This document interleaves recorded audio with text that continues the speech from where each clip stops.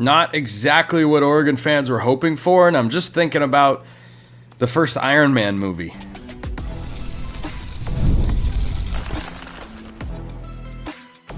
You are Locked On Ducks, your daily podcast on the Oregon Ducks. Part of the Locked On Podcast Network, your team every day. Yes, it is that time once again for Locked On Ducks. I'm your host, Spencer McLaughlin. Thank you so much for making this your first listen or your first view of the day. Part of the Locked On Podcast Network, your team every day, and your number one source to stay up to date with the Ducks, which is why, if you have not already, please like, comment, subscribe, rate, and review wherever you listen to or watch this show, which today is brought to you by our friends over at FanDuel. Make every moment more as playoffs wind down. The sports stop sporting like we want them to. But this summer, FanDuel is hooking up all customers with a boost or a bonus daily. That's right, there's something for everyone every day, all summer long. Visit FanDuel.com to get started. So, I had a different open of this show recorded in the wishful thinking anticipation that DJ Pickett would choose Oregon, and instead, he picks LSU. Now, does this mean that Oregon is going to suddenly crater in the recruiting rankings? No. Does this mean they are not going to land another five-star player? Also, no. Does this mean their recruiting class is doomed and this was the most important player? No. Like a lot of other recruiting misses on the trail, it's a setback, but it is not a permanent setback. Trey McNutt is committing on Friday. Steve Wiltfong, who granted thought that Oregon was going to get DJ Pickett, as did various other people in the recruiting world, he instead chooses LSU. And the reason I'm thinking about the first Iron Man movie is there's a scene after Tony Stark announces that they're going to shut down the weapons department of Stark Industries, which is kind of their primary business plan.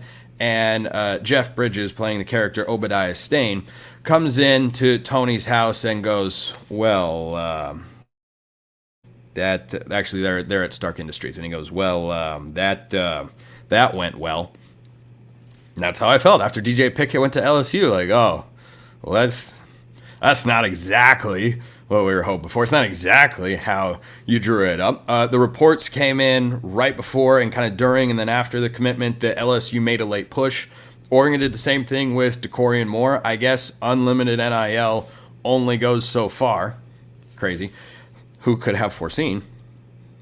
Some people. Anyway, so Oregon does not get DJ Pickett. They are still in on a number of other five-star and blue-chip recruits. But really, right now, it's a string of five-star commitments that Oregon's watching out for. Trey McNutt, the five-star safety out of Ohio. Oregon, again, in a good place there, as they were with DJ Pickett. It's why you follow these recruitments. Now, I said on yesterday's show, and we'll talk to Brian Smith more on tomorrow's show to follow up and see, where his head is at. But he told me that he felt that wherever DJ Pickett committed, his recruitment was not going to be 100% locked down. Doesn't mean I anticipate him going to Oregon one day. It just means that, unlike DeCorian Moore, I don't think he is 100% shut off to being recruited. But well over 85-90% of verbal commitments end up going to the school that they choose. So DJ Pickett is off the board for the moment, it seems, to LSU.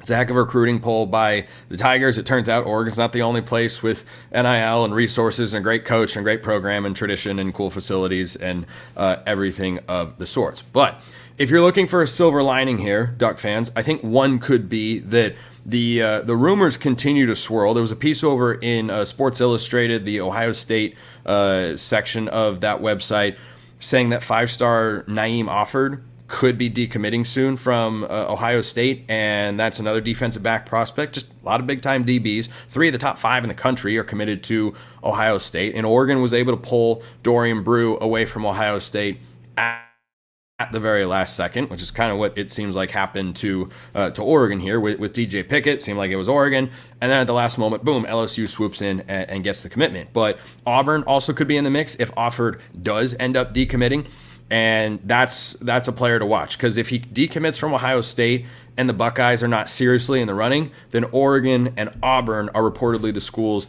that are going to be in the fold. So if DJ Pickett is going to LSU, of course, he's verbally committed there now, then maybe that opens the door for a greater effort to go towards Naeem Offord, which would also be a really, really high-level pickup for the Ducks.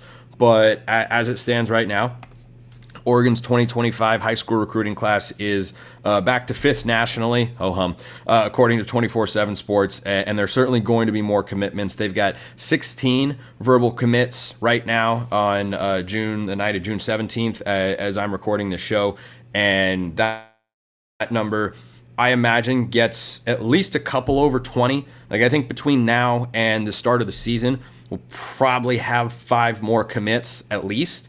And, maybe 1 or 2 during the season, could be, 3 or 4 before the year, and then 1 or 2 or 3 during the season. Aiden Breland, for instance, committed last year just before the Washington game in Seattle kicked off. So some of these guys have timelines that go into the season. They want to take visits on campus during an actual game day environment, which I understand. I mean, Oregon fans, I'm sure will remember, at least the ones that follow recruiting really closely, that Kayvon Thibodeau said what sold him on coming to Oregon was winning the Washington game in 2018. CJ Verdell, straight on, up the middle, and Sean McDonough on the call, going crazy. Fun fact, I was actually in London. It was about, what time was it?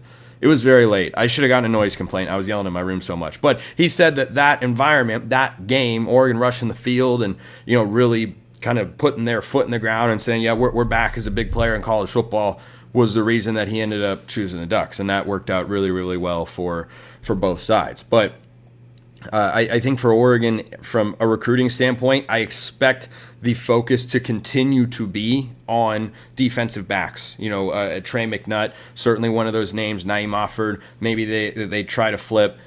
I think that when you look at where Oregon's roster is at, it makes a lot of sense that they're placing emphasis on the secondary, because Oregon's going to lose a lot of bodies at the end of this year, but they're back down to the 5th ranked class. And if you want to push for the number 1 overall class, or ensure that Oregon has a top 5 recruiting class, then Trey McNutt is a guy you would really like to see choose the Ducks. There are other big names out there as well, like Michael Terry III, who is an athlete and probably an offensive player, can legitimately play 3 or 4 positions, I think, at the college level. That's a guy who doesn't have a specific commitment date that I'm aware of, but Oregon is squarely in the fold there. And there are others, but those are kind of the highlight names right now on the recruiting trail. So this one did not go as Oregon fans had hoped, but that's how Texas was feeling after Josiah Sharma, and that's how Ohio State was probably feeling after Dorian Brew, and that's how Texas was feeling after DeCorian Moore. It can be done. The door opens both ways. That's just the way that recruiting works. But I still really like where Oregon's at, and I don't expect their recruiting momentum to slow down in a significant way. It was just surprising that it ended up being LSU, because it seemed so clear. There were a number of outlets and people that I talked to who had said, yeah, this is Oregon or Miami. I mean, this was a dramatic late push from LSU, and they're trying to rebuild on that side of the ball. They had what our Locked On LSU host Matt Moscona described as the worst LSU defense ever this past season. They hired a new defensive staff, and this is a landmark recruit for him, and it would have been a great addition to Oregon secondary, because he's somebody who can come in and make a contribution right away. But sometimes that's just the way the cookie crumbles. So that's the latest for Oregon recruiting. I'm going to talk about Bryce Boettcher, because he is someone who could very well play a role on Oregon's defense this year. He was selected in the Major League Baseball draft, and there are a lot of different options that, well, there are 2 different options really, but it's a notable development. We don't know which way he's going yet, so I'm going to talk about that. I also want to note I've been recording shows at different times of the day, a little bit earlier than normal, and so if you're watching here on YouTube, you're going to see the rundown right here, this one, say that DJ Pickett picks Oregon, because I recorded the show in the event that he did. And now I'm re-recording after, since he ended up picking LSU. And I, of course, have to change my take and the reaction and, the baseline information that I'm putting out there to all of you. But just don't be confused. I don't want to see anybody commenting, well, you said this and that show. Like, DJ Pickett is going to LSU. He is not going to Oregon, okay? So just we have that clear. Just want to avoid any potential confusion. But what's Bryce Boettcher going to do? What does that mean for Oregon's defense? That's coming up next. First, we're going to talk about FanDuel. I love sports. Just about every sport. I love them so much, I never want them to stop. But as the playoffs wind down, we get fewer games, and sports aren't sportsing like I want them to, but FanDuel lets me keep the sports going whenever I want. All I have to do is open the app and dream up bets anytime that I am in the mood. They've got a bunch of great stuff for Oregon out there. Their win total is 10.5. That's tied for the highest for any team in all of college football. You can bet individual games like Oregon-Ohio State, Oregon's plus 1.5, Oregon at Michigan, Oregon minus 3.5, Oregon against Washington, which is the Ducks minus 19.5. Ooh, doggy. That's a big line. That is a big, big line. And this summer, FanDuel is hooking up all customers with a boost or a bonus daily. That's right. There's something for everyone every day, all summer long. So head over to FanDuel.com. Start making the most out of your summer. FanDuel.com, that's the place to go. FanDuel, official sports betting partner of Major League Baseball. Before we get to the segment about Bryce Boettcher, I almost forgot to mention Jonah Williams. So that's one of the other 5-star names. He's linebacker, safety, really good baseball player as well. That's somebody that Oregon is in on. And Jonah Williams kind of went on a Twitter, I don't know what you call it, rampage, escapade. It wasn't negative. It was just kind of toying with people. I don't know exactly what it was. So he tweeted 4 sets of eyes after DJ Pickett committed to LSU. Then he tweeted, quote, "Unlimited NIL, huh?" I don't know if that's a shot at Oregon. I don't know if it's not. But then he comes back and he tweets pictures from his visit of him in the car with some Oregon coaches, and he's wearing all this gear. One's a football picture. One, he's in some baseball gear in the front of a bus or a van. Not the sort of recruiting picture I've actually seen before. I gotta be honest, I don't really know what to make of that. It could very well be that Jonah's just trying to have some fun with us, because I think he tweeted the unlimited NIL, huh, and it was perhaps received as taking a dig at Oregon. So I think he then, this is again the way it looks to me, just initial reaction. I think he came back with the second tweet as if to say, yo, I'm just messing around. And I don't even know if the unlimited NIL comment is a dig at Oregon, or if it's more a dig at the people who say Oregon get whoever they want, they have unlimited NIL. Like, I don't know. I don't know. I haven't seen that, but I almost forgot to mention that. Wanted to make sure that I kept you in the loop. So let me know your thoughts in the YouTube comments. Shoot me your questions as well on X, formerly known as Twitter, or if you want priority access and all sorts of other perks and my instant reactions to all the breaking news, go join the flock over at Subtext. Free 14-day trial. Then it's just $5 a month. All right, now it is time to talk some Bryce Boettcher. So Oregon linebacker Bryce Boettcher was taken in the 13th round of the Major League Baseball draft, which I think is fantastic. I thought he was deprived of the Defensive Player of the Year honors in the Pac-12 this past season, and he was drafted by an organization that is a Mariners fan. I don't even know if I want to say the name. I'll just say I'm rooting for Bryce to succeed in whatever he does. Awesome guy, big-time competitor, just a really, really cool athlete for Oregon fans to follow. And I hope he succeeds with some other organization, because I'd hate to have the Mariners hit the ball into center field and Bryce Boettcher be out there roaming around to make a bunch of catches and deprive them of the 2 hits they usually get per game. So I'm not sure what this means for his football career. I asked Jared Mack of the Odds and Audibles whether he thinks he's done. That's going to be a discussion. I don't know if debate is the right word, but it depends on when the Astros need him to report, when they want him to get into the minor league system. And if they're able to work it out, Bryce Boettcher seems to me, and Jared agreed, as the sort of guy who would want to play football for one last season before he goes on to play Major League Baseball. I also totally understand if the Astros come back to him and say, no, you need to either start your baseball career now, or you need to go play football for another year and put your baseball career on hold. Or, guys get drafted and then they don't end up signing and whatnot. Like that happens regularly. And if it's in his best interests for his baseball career to start sooner rather than later and not play this upcoming football season where he's got 1 year of eligibility left, I think he should do that because his professional prospects, he's not going to be an NFL player, but he can be a Major League Baseball player. He is a guy, certainly he'd have to work on his bat and develop that a little bit. Like, he was a good hitter for Oregon this year. Was he, tearing it up? No. But if he gets to the majors, is he someone who, I could see being a platoon outfielder or a consistent defensive replacement for a guy who's maybe not as fleet of foot? Yeah, he can do all of that. I mean, he's got the range, he's got the glove, he's got the instincts, he's got the arm.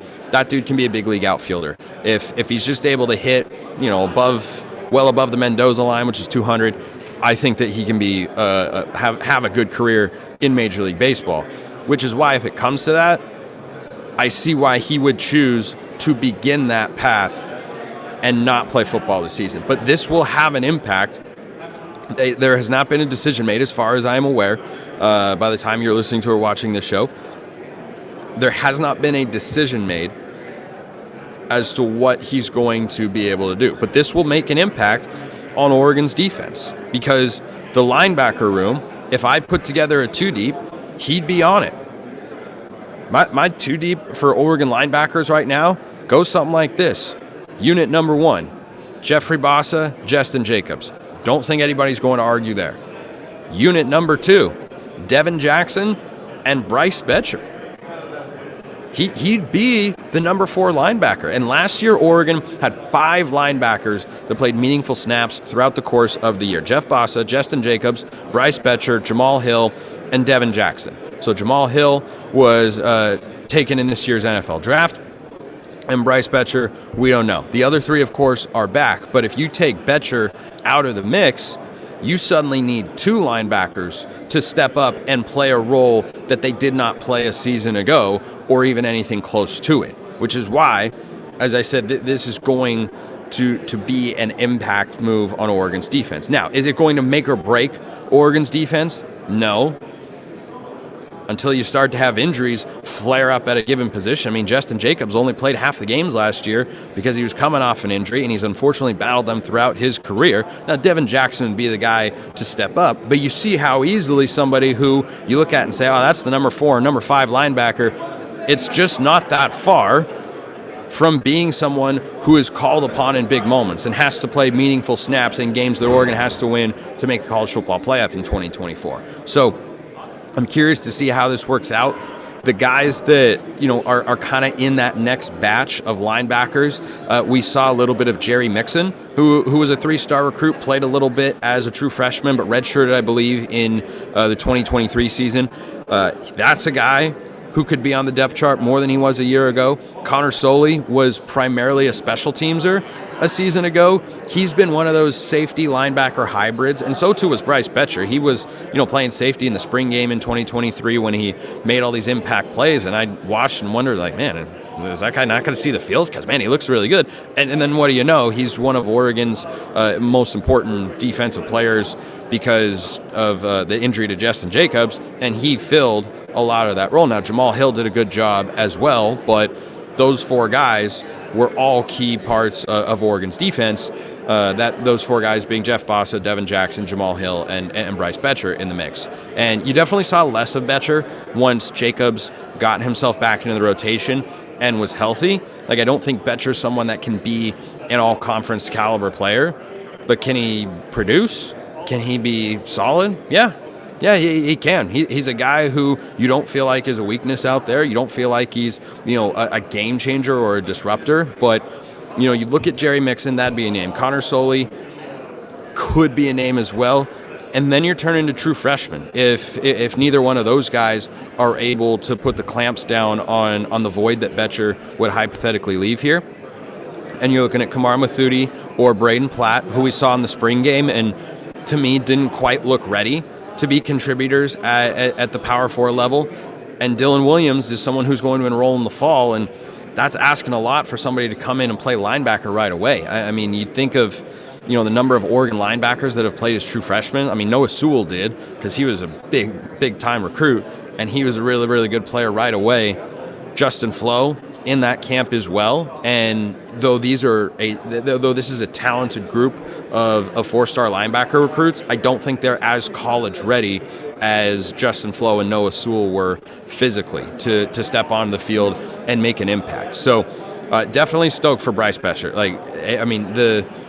The legend seemed to just kind of grow every week as he was out there balling in center field for Mark Wasikowski's team. And he was a big part, I think, from an impact and leadership standpoint, helping Oregon get to its second straight super regional. And it seemed like every week he was making a top 10 play. He was making a web gem and just continuing to build that case. I don't know what he had to do. Admittedly, did I watch the guy in Washington that ended up winning the award? No, I'm sure he was phenomenal. I just was watching a lot of Oregon baseball, and Bryce Boettcher was making a highlight play basically every single week, every series, and not just in games where Oregon's up 12-3, but he's saving runs. I don't know if college baseball's got the metrics like they do in Major League Baseball. If you did an analysis of how many runs he saved over the course of the year, gosh, I bet you it would be a big number. I bet you it would be a big, big number. So stoked for Bryce Boettcher. Not surprised that he got drafted. Definitely monitoring, though, where he is going to, where he's going to be this fall. Whether he's able to come back and play for Oregon football. And if he does, great. I'm here for it. I just understand the reality that he might have to get a jump start on his baseball career, because that's where his best long-term prospects lie as a professional athlete. But gosh, I am excited to watch him play Major League Baseball one day. I just hope it's not against my Mariners. You guys sent in some more mailbag questions, and I love them. Absolutely love them. Oregon's taken a lot of shots recently for their NIL collectives, and I think I know why. That's coming up next.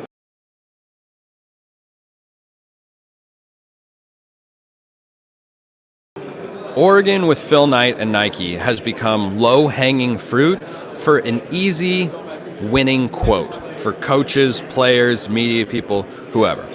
I've gotten several questions about the collective and how much they're paying kids, and they're doing this, that, and the other thing.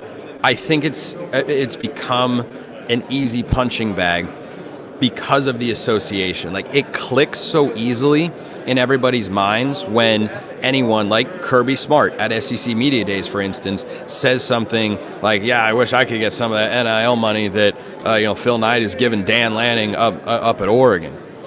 And the whole flashy nature of Oregon's athletic department with the uniforms and the association with Nike. And yes, Oregon has a very well-funded NIL collective. It's not number one in the country, at least not by the metrics that I have been able to see. Now, maybe there are other ways to determine what the valuation is, and I don't know if we know all the details about every NIL collective in the country. Oregon is not the only school that is able to pay kids top dollar. They are not. And I've made this point before. In the NIL era, Oregon is thriving in recruiting. If NIL weren't a thing, if it weren't allowed, Oregon would still be thriving in recruiting.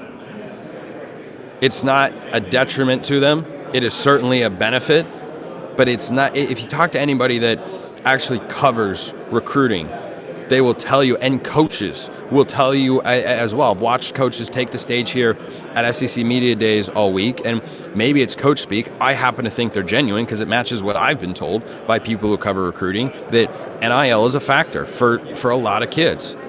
A factor, not the factor. There are not that many kids who say, I am going to go wherever I get the most NIL. It could matter. It could be a deciding factor for a player or two, but when you look at Oregon's 2025 recruiting class and how highly ranked it is, and the players that they have added, that they could continue to add, it is not just because of NIL. If you took Dan Lanning and this staff and you placed them in Eugene in 2019, they would be at or just below the exact same level where they are right now. It would not be a measurable change. They put in the work, they build relationships, they sell Oregon in a really, really good way. So this question came in from George. 2 thoughts on the latest episodes. Love that you revisited the wooing of Justin Wilcox. One thing you didn't mention was that Oregon originally came in with recruiting demands that he flatly turned down. I think it's safe to say off-the-charts recruiting of Dan Lanning has kept the Ducks on the right trajectory. Also, you brought up the online chirping that Uncle Phil had opened up his pocketbook to get a national championship. What I don't understand is that Texas has a collective of about 20 million and Oregon has a collective of 10. Those numbers are a Google away. So what am I missing? Are there other ways to give players money outside the collective? Do division streets, Nike executives just do NIL better? And if yes, how so? They do it exceptionally well in that they have the funds, they're willing to spend them. They also understand that the traditional or pure form of NIL, the marketability component, is a way for kids to maximize their opportunities. And I think good collectives and universities that use NIL as a boon to their athletic department have all of those factors in place. And I haven't spoken to anyone that works for Division Street. My understanding is that they do all of those things very well, and that it is a really good collective. I cannot confirm, because again, I don't know that anybody can truly confirm, but if you do just what you suggested, a quick Google search, Oregon doesn't have the number one NIL collective in the country, or the valuation of it, at least the last time whenever that was measured. But the only point that matters and why I think Oregon is just low-hanging fruit because of the affiliation with Nike is, like I said, it clicks in people's minds. But even if Oregon has, the top NIL collective, what do you think Ohio State's is? I mean, Matt Rule said at one point in time during this offseason that, Ohio State's spending $20 million or so to put together that roster. Well, why doesn't Ohio State get shots? I mean, Kirby Smart knows Dan Lanning, and people know who Phil Knight is, and they know Oregon's affiliation with Nike, and that's why it gets all the attention. But there are plenty of other collectives that can spend either at the same or a better level than Oregon in the country. Like the Ducks are not the only school in the country with a collective that can spend big dollars. Is it one of the 10? Is it one of the probably 5 best in the country? Sure. That's what the numbers say. One of the 5-10 best in the country. Okay. But it's not so much of a gap that there's no one else who could possibly offer anything in the sort of range. Oregon's just 3xing, 5xing, what other schools are offering in NIL. I don't think there's accurate at all. I haven't seen any evidence that is the case. And I think Oregon is just kind of an easy target publicly. On the first part of your question about, the offer from long ago to Justin Wilcox to be the head coach, there were recruiting demands. I also know there were offensive coordinator demands, and I think that's part of the reason that Justin Wilcox turned down the job. And I think it's all worked out for Oregon fans. Mario Cristobal leaving, I think worked out really well for Oregon fans. I think Cristobal was better than Taggart. I think Lanning is better than Cristobal. And I think all of the numbers and Oregon's record during each coach's tenure is bearing all of that out, and the way that Lanning has recruited. So, yeah, sometimes things can feel like a punch in the stomach, but Oregon's been able to navigate this really well. I had someone recently say that Rob Mullins is kind of the MVP. Rob Mullins is kind of the MVP. Oregon's athletic director. Oregon runs one of the most successful athletic departments across the board in the country. I mean, I know women's basketball had a down year, but men's basketball in the tournament again. Football, double-digit wins in each of the last just doing some quick math in my head. Each of the last 4 full college football seasons, and you look at what the volleyball program is, the softball program is a regular in regionals. Like, he knows what he's doing. He's made a lot of really, really good hires, and he's also navigated the evolving landscape of college athletics to keep Oregon at the forefront of the ability to recruit talent at a high level for football, but for other programs as well. I think he's done great. This question from Blazer Duck. He's got 2 in here to end today's show. Spencer, what's your criteria for a team to be a blue blood in college football? Do you consider Oregon to be a blue blood? If not, what do you need to see in order for that to change? You got to win a national championship, and you have to have a multi-decade, or at least a decade-long run where you're a top 5 program in college football. Oregon has been great, and from the 2010 to 2020 decade, they elevated themselves onto the national stage. I would not consider them a blue blood, even though they played in 2 national championship games in that time. When I consider, what's a blue blood program in college football, it's having a rich tradition that still has an identifiable brand. If I say Nebraska football, people think of Tom Osborne. Pretty sure that was a coach. I gotta double check that just really quick. But like, you get what I mean. Tom Osborne. So Tom Osborne in Nebraska, or I tell you Miami, you think of those Miami teams that, were contending for winning national championships with guys like Ed Reed and everybody else that came through that program. They were just churning out NFL talent. It was an absolute machine. Or if I say Alabama, that's a blue blood. Why? They just put on the best dynasty we've ever seen in the sport from the 2010 to 2020 decade. Like, that was the most dominant run we have seen that we may ever see. And I don't think that's the only criteria. I think Oregon is moving into that realm. I don't think that it matters a ton, quite frankly, because Oregon recruits nationally. They are relevant nationally. There's an expectation and a goal, and a reasonable one, to win a national championship in the coming years.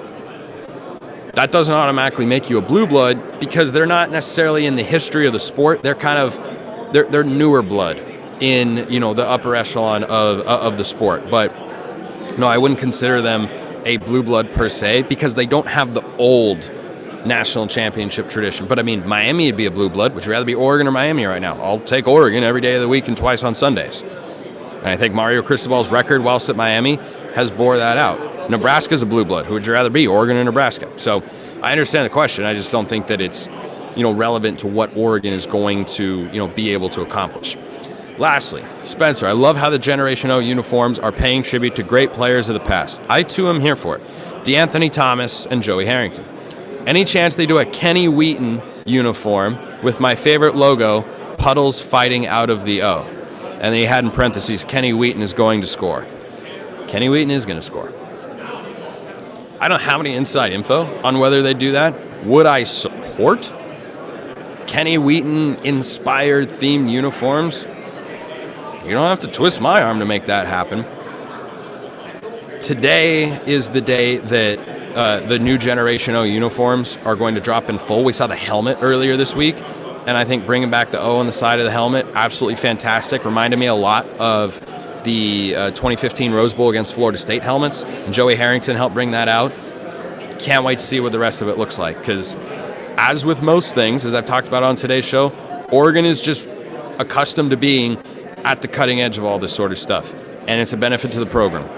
So I always love seeing the uniform reveals. I talked to people around here in Dallas about Oregon. Multiple said, oh yeah, man, I think of Oregon, I think of the uniforms. It's an identifiable trait. Some people might not like it, but one way or another, you got an opinion on it, and you know about it. Appreciate everyone listening. I'll see you next time. Have a wonderful rest of your day, and go Ducks.